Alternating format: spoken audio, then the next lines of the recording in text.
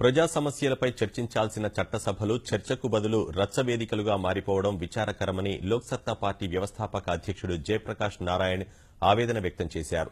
చట్టసభల్లో ఆరోగ్యకరమైన చర్చలు జరిగినప్పుడే ప్రజలకు న్యాయం జరుగుతుందని పేర్కొన్నారు.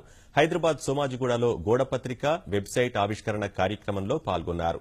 సెప్టెంబర్ 1-2 తేదీల్లో కడప జిల్లాలో పీపుల్స్ పార్లమెంట్ కార్యక్రమం నిర్వహించనున్నట్లు పేర్కొన్నారు. రైతుల సమస్యలను ఏ విధంగా పరిష్కరించాలి, పన్నులు చెల్లిస్తున్న ప్రజలకు ఎలాంటి సేవలు అందించాలనే 2 అంశాలపైన చర్చా వేదిక ఏర్పాటు చేయడం సంతోషకరమన్నారు. పన్నులు కావాలంటున్నారు, గోల్డ్ వసూలు చేస్తామంటున్నారు, ఇంకా వసూళ్లు పెంచాలంటున్నారు, ఆ నెట్ను విస్తరించాలంటున్నారు, పన్నులు కట్టిన వాళ్ళు కూడా పన్ను కట్టేట్టు చేయాలంటున్నారు. మంచిదే అంత. కానీ ఎందుకోసం ఈ పన్ను డబ్బు సద్వినియోగ ప్రజలకు సేవలు అందించాలని చర్చ జరగడం లేదు. అలాంటి చట్టాన్ని తీసుకురావడం, ఆ చట్టాన్ని సరిగ్గా అమలు చేయడం, ప్రజలకు గవర్నమెంట్తో లావాదేవీలు ఉన్నట్టయితే మనం అర్థించే యాచకులుగా కాకుండా గౌరవప్రదమైన పౌరులుగా తలెత్తకు నిలబడే పనులు చేయించుకోగలగటం.